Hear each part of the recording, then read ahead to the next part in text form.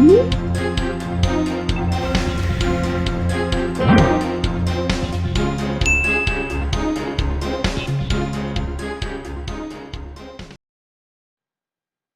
soil has a bulk density of 2.3 grams per cubic centimeter and water content of 15%. Determine the dry density of the sample. Magandang araw po sa inyong lahat. Assalamualaikum. Welcome back po sa ating YouTube channel. Ang problem natin for today ay mula sa Hydraulics and Geotechnical Engineering. Ang problem na ito ay isang passboard problem na lumabas noong April 2024. Okay, let's start. Identify muna natin yung mga given dito. 2.3 grams per cubic centimeter, ito ang ating moist density weight. Moist density weight is also known as bulk density weight. 15% is moisture content. Moisture content is also known as water content. Binigyan tayo ng percent, kaya convert natin agad into decimal. And lastly, ang hinahanap dito is dry density weight. Okay. Ang hinahanap dito is dry density weight. Ibinigyan tayo ng moist density, kaya gagamitin natin ang kanyang formula. Ang formula ng moist density ay ito. Ito ang mass density ng water, which is 1,000 kg per cubic meter.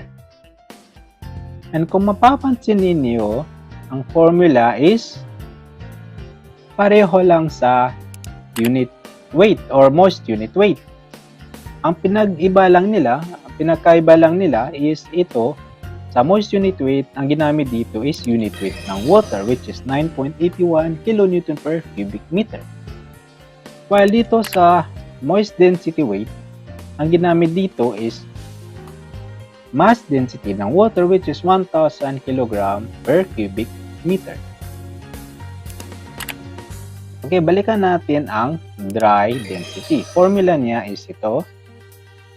Mass density ng water times G over 1 plus E. Ang problema natin is wala tayong G at saka E. Kaya hindi natin ito magamit. Pero dito sa moist density weight is may pag-asa pa. Kasi ito, pwede natin ito ma-simplify. Itong G plus G times MC, pwede ma-simplify ito. And ito ay magiging ganito. And then ito namang blue, yan ay equivalent to dry density.